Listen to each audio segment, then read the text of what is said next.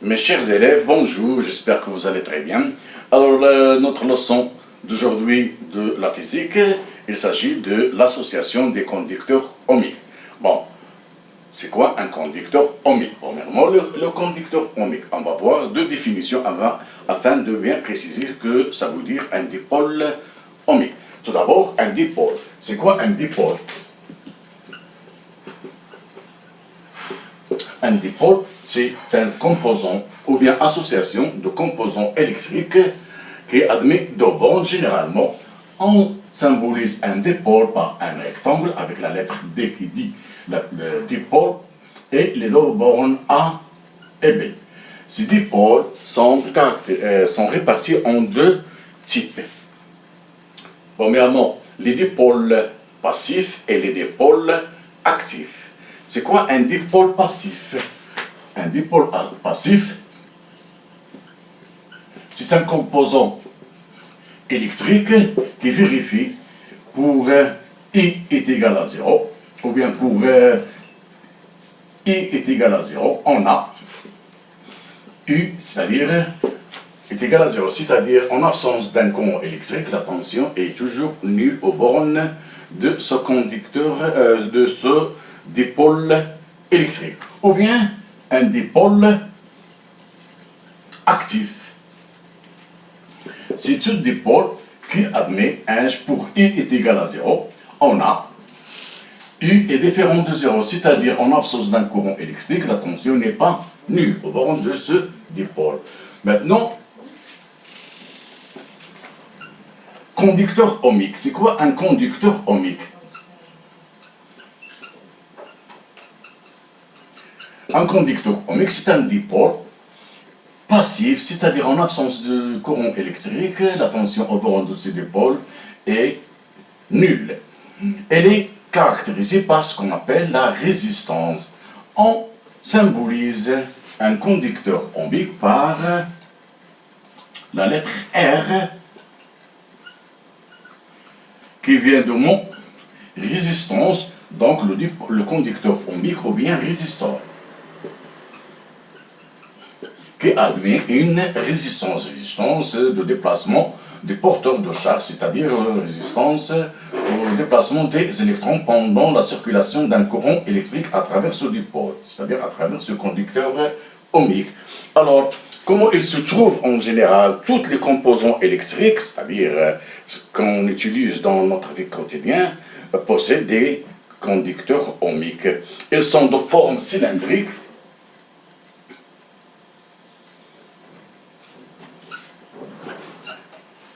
dotés des anneaux colorés qui indiquent la valeur de la résistance de ce conducteur ohmique. Donc, le conducteur ohmique est un dipôle passif caractérisé par une grandeur physique s'appelle la résistance notée R.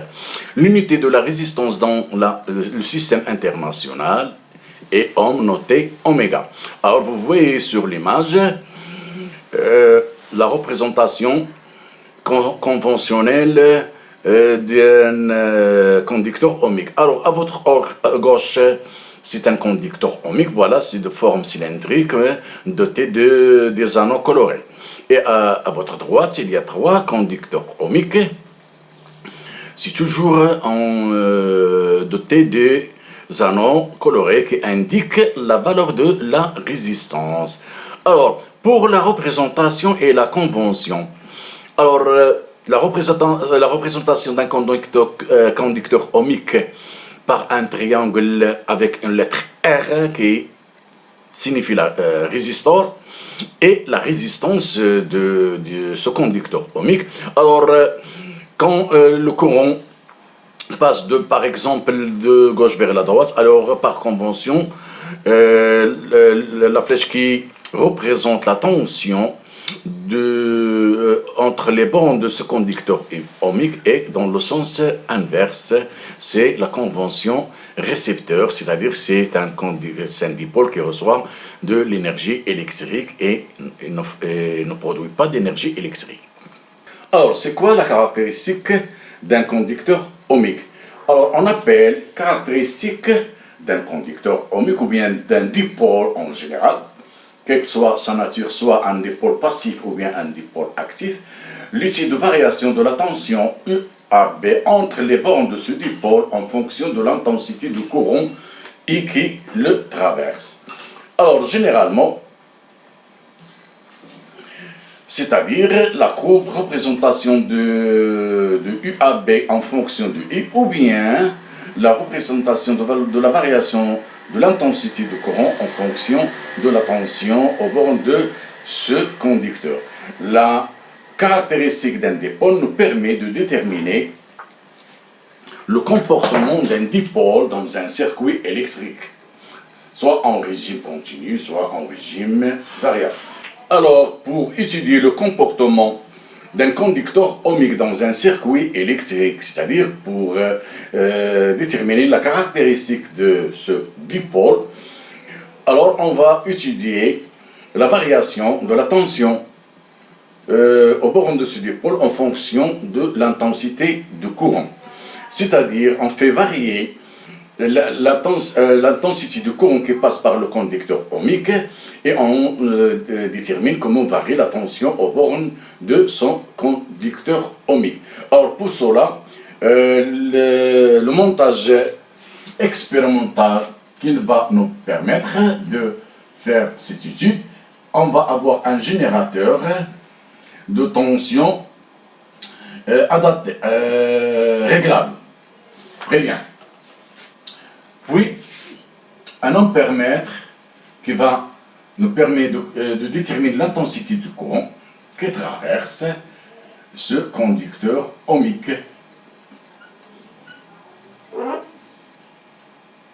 Et un voltmètre qui va nous permettre de déterminer la valeur de la tension entre ces bornes. Si on note, par exemple, les bornes du conducteur ohmique A et B, alors l'intensité du courant qui traverse le conducteur ohmique de A vers B est la tension UAB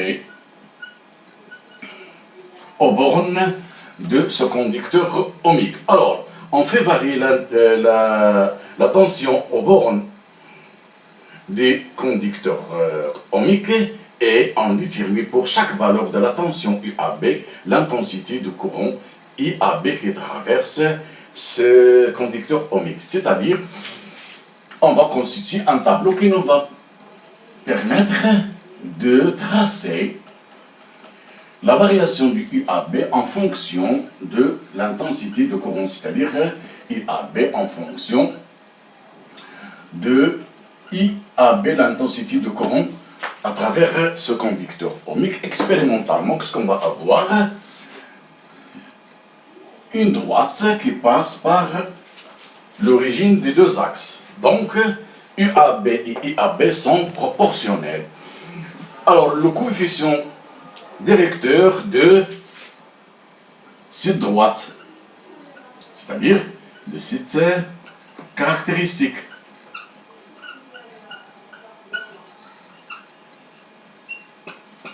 K est égal à quoi? U2 moins U1 sur I2 moins I1. Alors, en prenant deux points de cette droite, de coordonnées I1 et U1, et de coordonnées I2 et I2. Alors, par calcul expérimental, ou bien par calcul déterminé expérimentalement, qu'est-ce qu'on va trouver? On va trouver qu'il s'agit de la résistance R de ce conducteur ohmique. Donc, graphiquement, on a UAB est égal à K fois IAB. Avec K est égal à R. Donc, en général, U est égal à R fois I, et ce qui va constituer ce qu'on appelle la loi d'Ohm. Alors, l'énoncé de la loi d'Ohm. À une température donnée, la tension, c'est-à-dire la loi d'Ohm qui se vérifie pour un conducteur ohmique. La tension U au borne d'un conducteur ohmique de résistance R est égale au produit de la résistance R par l'intensité I du courant qui le traverse. C'est-à-dire, si un conducteur ohmique de résistance R est traversé par un courant I d'intensité I, alors la tension au borne de ce conducteur ohmique est égale à quoi? Au produit de la résistance R fois l'intensité du courant I qui le traverse. Alors, au point de vue d'unité, alors la tension est toujours en volts, I est en ampères, par contre R est en ohm, noté oméga.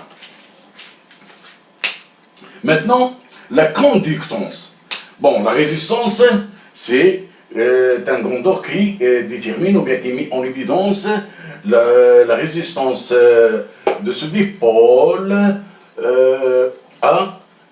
au déplacement des électrons qui le traversent. Alors, mais c'est toujours un conducteur électrique, donc il admet ce qu'on appelle un grandeur dite la conductance. La conductance d'un conducteur ohmique.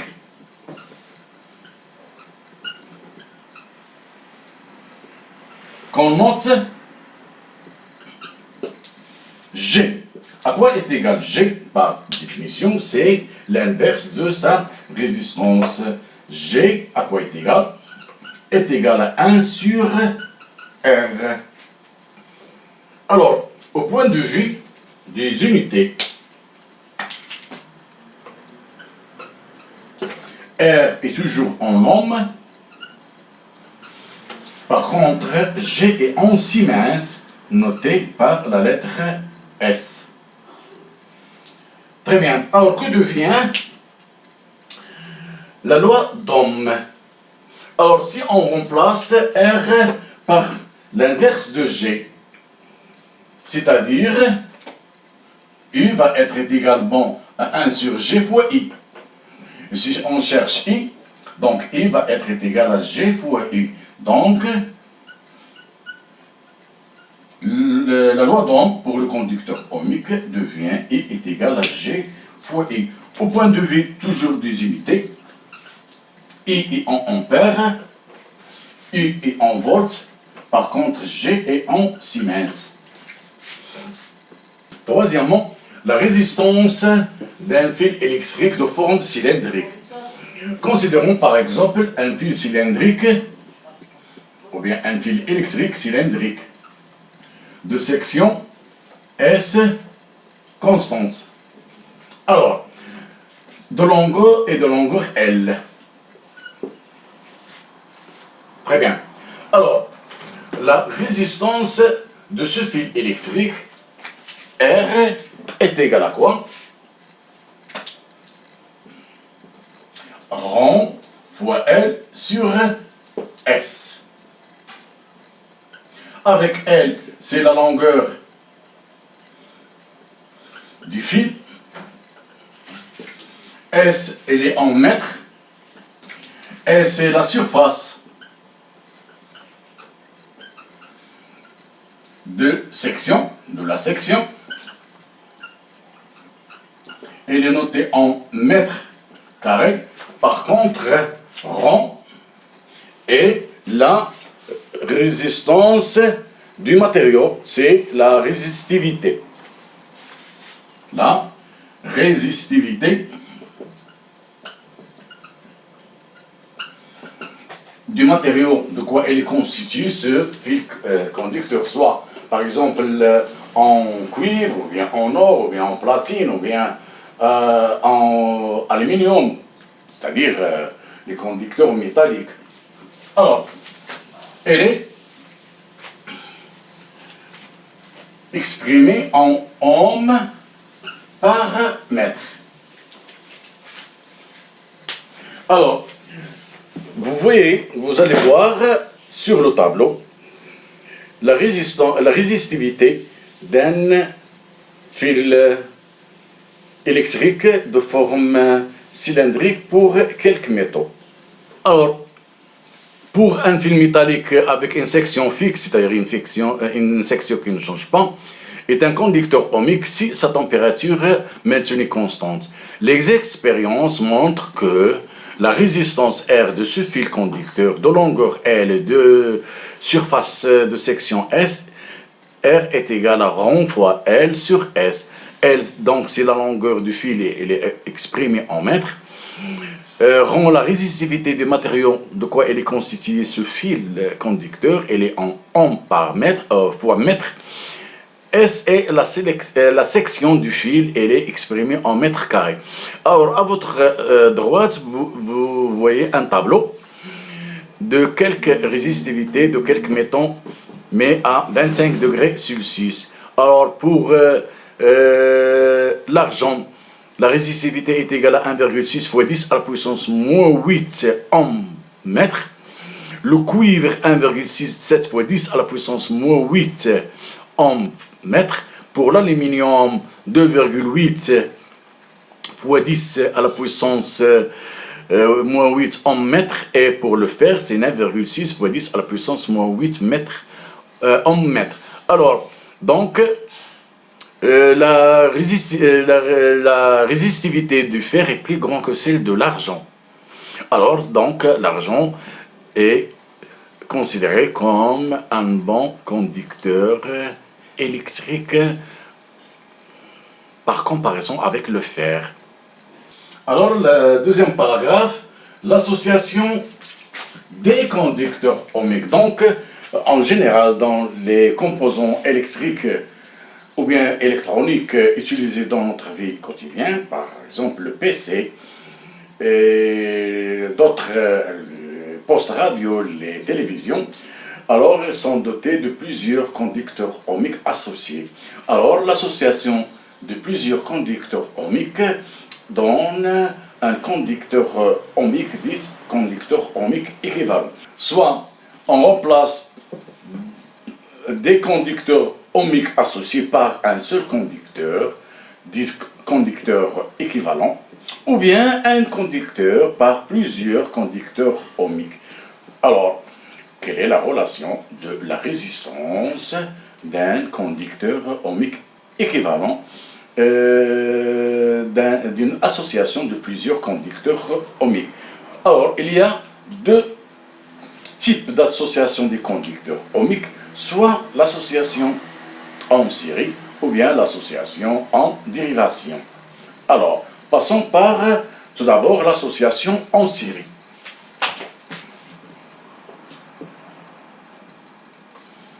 Association des conducteurs ohmiques en série. Alors, par exemple, l'association de deux conducteurs ohmiques en série de résistance R1 et de résistance R2. Ces deux conducteurs ohmiques vont être, puisqu'ils sont montés en série, ils vont être traversés par le même courant électrique de même intensité, mais pas obligatoirement la même tension au borne. Et on va noter U1, la tension au borne du conducteur ohmique de résistance R1, et U2, la tension électrique entre les bornes du conducteur ohmique de résistance R2. D'après la loi d'Ohm, on a donc U1 est égal à R1 fois I, U est égal à R fois I. Alors, et U2 va être égal à R2 fois I, d'après la loi d'Ohm. C'est très bien. Alors, ce montage va être équivalent à un conducteur ohmique de résistance R ou bien RE. Il va être traversé par le courant d'intensité I, le même, mais la tension aux bornes de la tension électrique à ces bornes est égale à U. Alors, d'après la loi d'Ohm, U est égal à RE fois I. Mais, si on note A et B, les bornes du conducteur ohmique, de l'association des deux conducteurs ohmiques. Donc, la tension UAB, d'après la loi d'additivité des tensions, on va avoir U est égal à I1 plus U2. On a U est égal à U1 plus U2 d'après la loi d'additivité des tensions. Et on va remplacer U1 par sa valeur, c'est-à-dire R1 par son expression R1 fois I, et I2 par son expression, c'est R2 fois I. Alors, on peut factoriser par quoi? Par I. Et ça va donner quoi? R1 plus R2, le tout fois I. Alors, c'est U. Et puisque U est égal à RE fois I, alors, par analogie, RE est égal à R1 plus R2. Donc, indique la relation 1 et 2. 1, U est égal à RE fois I. Pour la relation 2, U, le même U, est égal à R1 plus R2 fois I. Donc, RE est égal à R1 plus R2. Donc, on obtient quoi d'après les deux relations? RE, c'est-à-dire la résistance équivalente des deux résistances R1 R2 associées en série, est égale à la somme des deux résistances R1 et R2. Alors, généralement,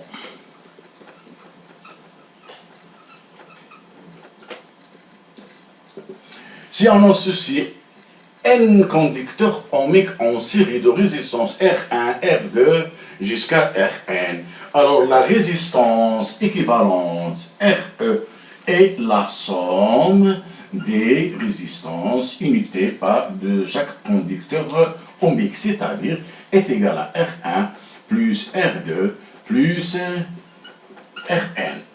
Cela se vérifie pour l'association des conducteurs ohmiques en série. Deuxièmement, l'association en dérivation, c'est-à-dire en parallèle. On va considérer deux conducteurs ohmiques, R1 et R2, associés ou bien montés en dérivation ou bien en parallèle.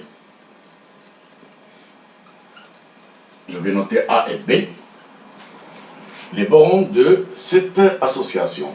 Alors, soit I, le courant électrique, d'après la loi d'Ilen, ce courant électrique va être divisé en deux courants électriques notés U1 et I2. Et on a quoi? UAB, c'est la tension au bord de cette association. La loi, tout d'abord, l'expression du U1 et de U2. Alors, U1 va être égal à G1 fois U, d'après la loi d'Ohm, et I2 est égal à G2 fois U, au bord de chaque conducteur ohmique. Et, d'après la loi d'Ilen, I1 va être égal à I1 plus I2. C'est bon. Alors, cette association peut être remplacée par un conducteur ohmique équivalent de résistance Re, traversé par le courant I, qui va de A vers B, et la tension est toujours UAB, qu'on va noter U. Alors, d'après la loi d'Ohm, I va être égal à GE fois U. GE est la conductance du conducteur ohmique équivalent. Ici, G1, c'est la conductance, c'est l'inverse de R1, c'est la conductance du conducteur ohmique de résistance R1. G2 est la conductance du conducteur ohmique de résistance R2. Alors, remplaçons I1 et I2 par les expressions données. I1 va être égal à G1 fois U, plus I2, c'est G2 fois U. Alors, c'est la loi d'Ilen. Alors, on peut factoriser par U et on va obtenir G1 plus G2 fois U. Sachant que toujours G, c'est 1 sur R. C'est l'inverse de la résistance du conducteur ohmique. Alors par analogie de deux relations 1 et 2, ce qu'on va avoir, E est égal à GE fois I, et I est égal à G1 plus G2 fois I. Donc, GE va être égal à G1 plus G2. Donc, G va être égal à quoi? G1 plus G2. Alors, puisque G est égal à 1 sur E, c'est-à-dire GE, alors, cette relation devient 1 sur RE est égal à 1 sur R1 plus 1 sur R2. Parce que G1 c'est l'inverse de R1 et G2 c'est l'inverse de R2. En général,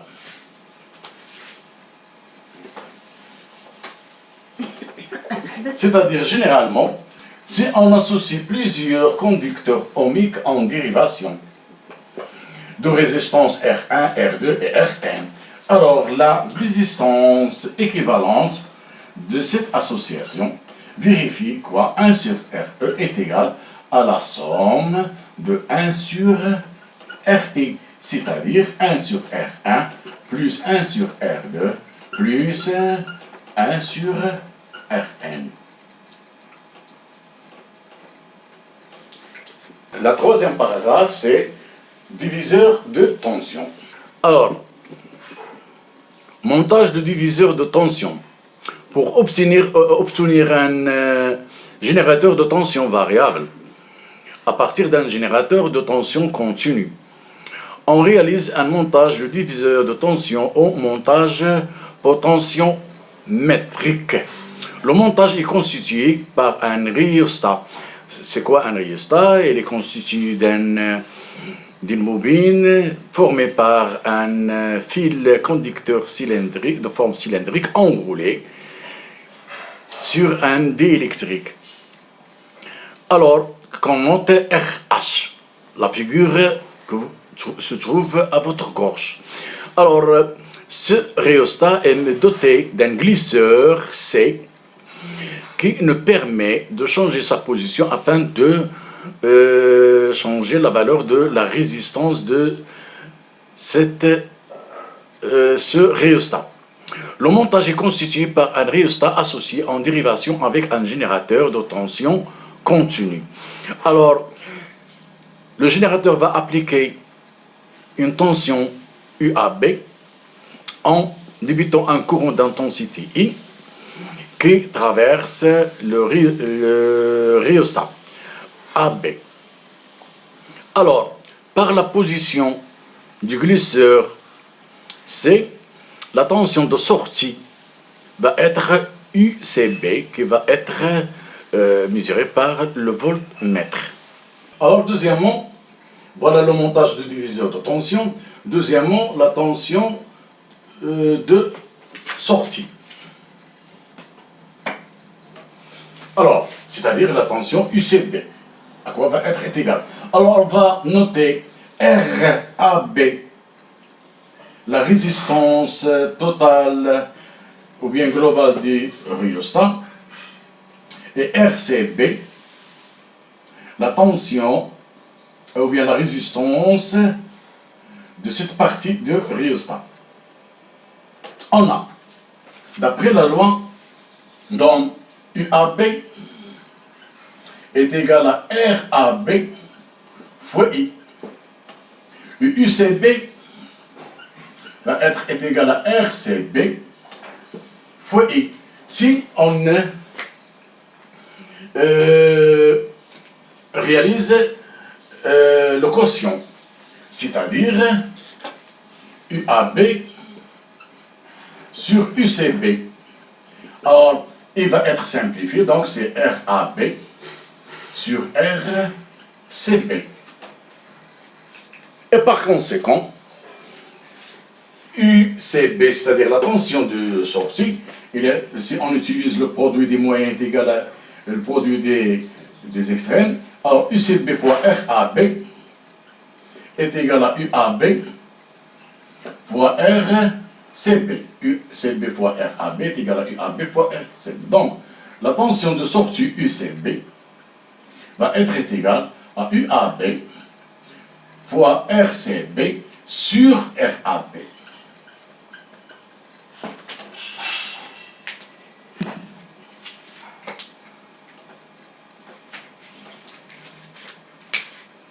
Et j'espère que vous avez compris votre leçon.